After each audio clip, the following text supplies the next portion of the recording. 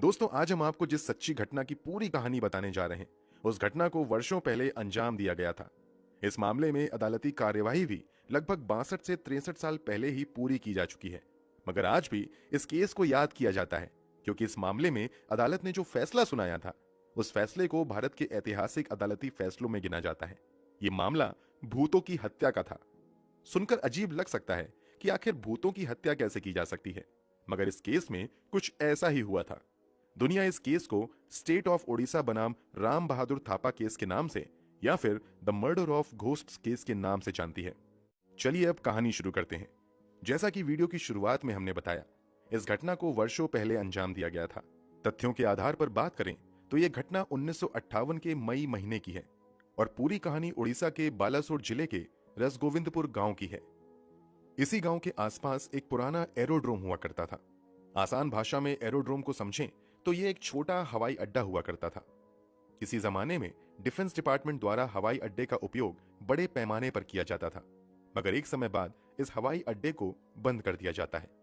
जब इस हवाई अड्डे को बंद करने का निर्णय लिया गया था, तब भी यहां काफी बेशकीमती सामान पड़ा हुआ था।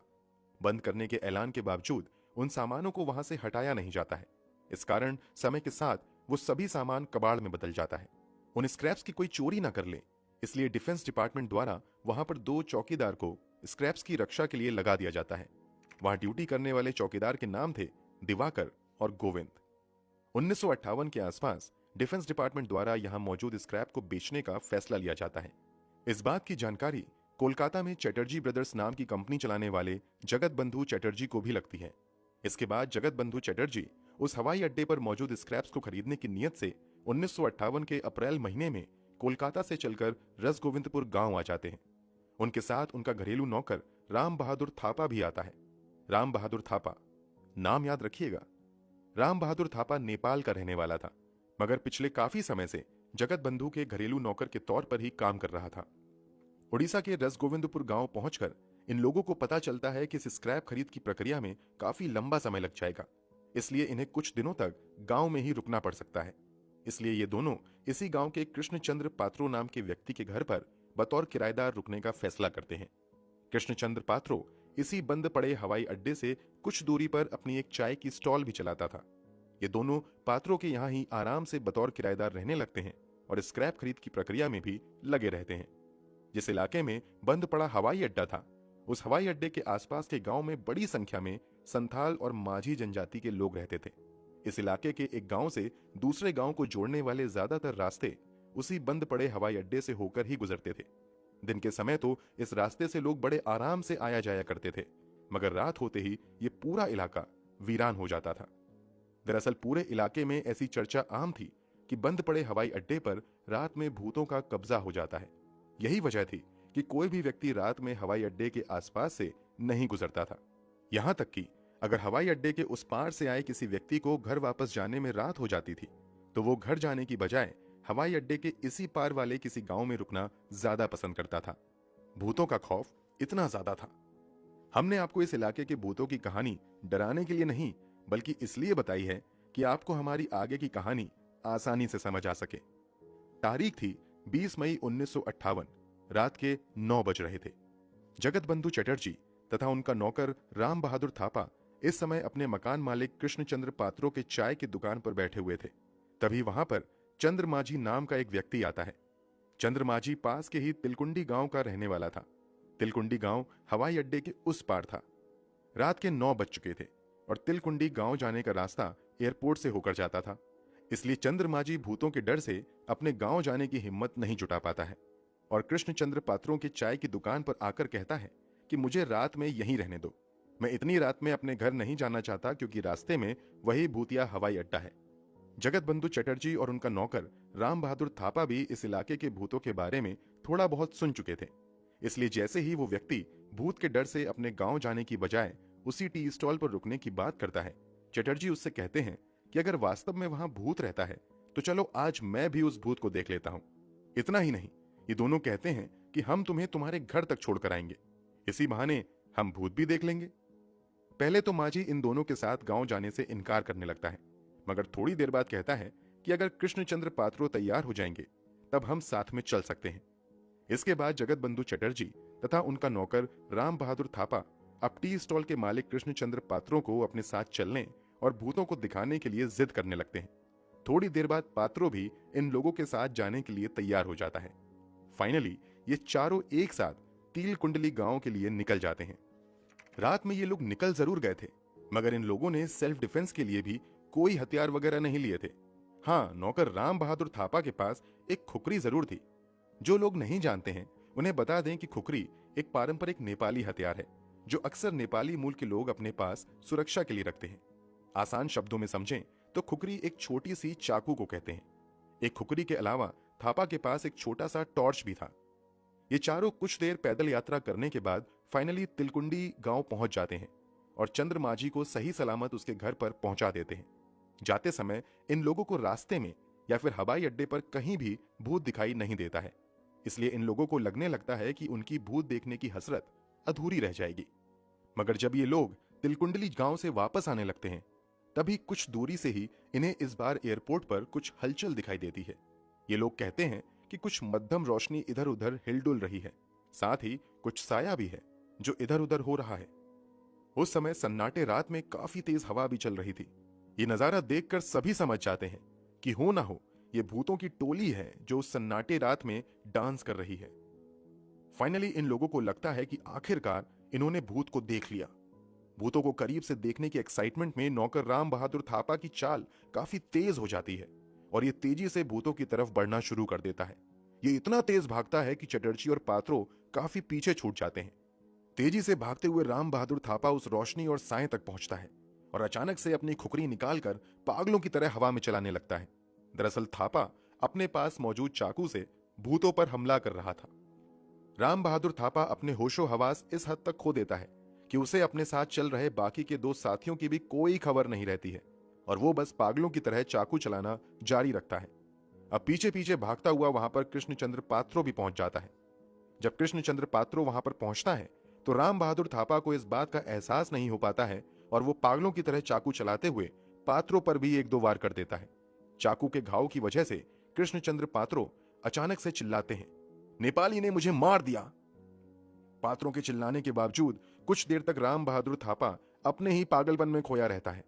अब तक भागते हुए वहां पर चटर्जी भी पास आ जाते हैं। जगत बंधु चटर्जी थोड़ी दूर पर ही खड़े होते हैं तो वहां पर उन्हें पात्रों के अलावा कई महिलाओं के भी चिल्लाने की आवाजें आती हैं। अब ये दूर से ही राम बहादुर थापा पर चिल्लाते हैं और उसे रोकने की कोशिश करते हैं। चटर्जी की आवाज सुनकर फाइनली राम बहादुर थापा रुकता है तो उसे भी पात्रों के अलावा कई महिलाओं की जोर जोर से चिल्लाने की आवाजें आती हैं। अब ये हड़बड़ाहट में अपने पास मौजूद टॉर्च जलाकर देखने लगता है। अब जो नजारा देखने को मिलता है उसे देखते ही वहां पर मौजूद सभी लोगों के पैरों तले जमीन खिसक जाती है। एक तरफ कृष्णचंद्र पात्रो पड़ा हुआ था और खून से लथपथ जोर जोर से चिल्लाए जा रहा था, तो दूसरी तरफ 3 महिलाएं थीं जिनमें से एक महिला खामोश हो चुकी थी जबकि 2 महिलाएं दर्द से बेतहाशा चिल्ला रही थीं। ये नजारा देखकर वो लोग समझ नहीं पा रहे थे कि आखिर माजरा क्या है। उन्हें लगता है कि अभी तो हमने भूतों पर हमला किया था, फिर ये महिलाएं यहां कैसे आ गईं? थोड़ी ही देर की बातचीत में साफ हो जाता है कि वो महिलाएं कोई भूत नहीं है बल्कि पास के गांव की ही माझी समुदाय की महिलाएं हैं। मतलब राम बहादुर थापा ने जिन पर भूत समझकर हमला किया था वास्तव में वो इंसान थे। ये महिलाएं रात में वहां पर महुआ का फूल चुनने आई थीं। जो व्यूअर्स गांव में कभी रहे होंगे वो अच्छे से समझ रहे होंगे कि जब हवा तेज चलती है तो महुआ के पेड़ से उसका फूल गिरता है। गांव घर में लोग उसे जमा करके सुखाकर कई तरह के खाने पीने की चीजें और दवाइयां बनाते हैं। वो महिलाएं भी पुराने जमाने के लालटेन की रोशनी में वही महुआ का फूल चुनने आई थीं, मगर गलती से राम बहादुर थापा ने इन महिलाओं को भूत समझ लिया और फिर उन पर हमला कर दिया। राम बहादुर थापा के इस हमले में गेली माझी नाम की एक महिला की मौत हो जाती है जबकि 2 महिला बुरी तरीके से घायल हो जाती हैं। जब राम बहादुर थापा पागलों की तरह अपनी खुकरी चला रहा था तो उसमें कृष्णचंद्र पात्रो भी घायल हुए थे। अगली सुबह पास के पुलिस स्टेशन को इस बात की जानकारी दी जाती है और पुलिस द्वारा राम बहादुर थापा के खिलाफ एक महिला की हत्या और 3 लोगों पर जानलेवा हमला करने के लिए सेक्शन 302 के अलावा सेक्शन 306 और सेक्शन 304 के अंतर्गत मामला दर्ज करते हुए गिरफ्तार कर लिया जाता है। मामला हत्या का था, मतलब इस बात की पूरी संभावना थी कि राम बहादुर थापा को कड़ी से कड़ी सजा मिल सकती थी, मगर जब इस मामले की सुनवाई सेशन कोर्ट में होती है तो कुछ हैरान कर देने वाले फैसले देखने को मिलते हैं। राम बहादुर थापा के वकील की ओर से कोर्ट में दलील दी जाती है कि राम बहादुर थापा ने अनजाने में उन महिलाओं को भूत समझकर उन पर हमला कर दिया। कहीं से भी राम बहादुर थापा का उद्देश्य महिलाओं पर हमला करना नहीं था, बल्कि गलती से महिलाओं पर हमला हुआ जिसमें एक महिला की जान गई, इसलिए राम बहादुर थापा को माफ कर दिया जाए। जबकि दूसरे पक्ष की ओर से दलील दी जाती है कि यह सच है कि राम बहादुर थापा ने अनजाने में एक हत्या को अंजाम दिया, मगर जो लापरवाही उसने दिखाई उसकी सजा उसे जरूर मिलनी चाहिए। मामला बेहद पेचीदा था, इसलिए लंबे समय तक इस मामले की सुनवाई कोर्ट में चलती रहती है और फाइनली 1959 में सेशन कोर्ट द्वारा राम बहादुर थापा को बिना कोई सजा दिए बरी कर दिया जाता है। कोर्ट ने आईपीसी के सेक्शन 79 का हवाला देते हुए राम बहादुर थापा को रिलीज किया था। अब ये धारा 79 क्या है, चलिए वो समझ लेते हैं। दरअसल आर्टिकल 79 कहता है कि अगर कोई व्यक्ति वास्तविक तथ्यों की जानकारी के बिना किसी अपराध को अंजाम देता है तो अपराध को अंजाम देने वाले व्यक्ति को माफ किया जा सकता है। कोर्ट पूरी दलील और गवाही सुनने के बाद तय करता है कि राम बहादुर थापा को कहीं से भी इस बात का जरा भी अंदाजा नहीं था कि वो असल में इंसानों पर हमला कर रहा है। मतलब राम बहादुर थापा को वास्तविक तथ्यों का अंदाजा नहीं हो पाया और उसने अनजाने में इस अपराध को अंजाम दे दिया है।